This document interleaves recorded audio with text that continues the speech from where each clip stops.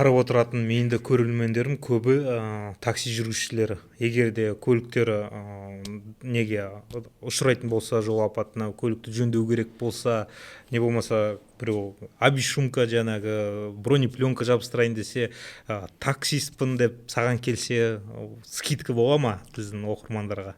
Конечно, таксистерге, өзіміздің коллективтерімізге, өзіміздің темаларымызға, өзіміздің таныстарымызға смело келе беріңіздер. Самый лучший качествомен жасап, и содан кейін сценаларында разумный қылып тұрып жасап береміз. Скидка, если былайынан определенный сумма айтатын болатын болсақ, таксистерге 10% біз всегда скидканы қойып қойғанбыз.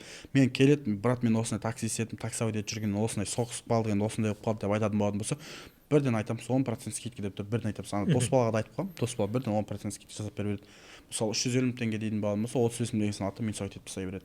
Оларға да жақсы, бізге де жақсы. Олар да риза, біз де ризамыз.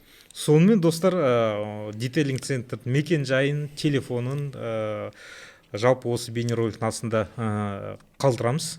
Хабарласаңыздар болады. 10% скидка сіздерге уже дайын.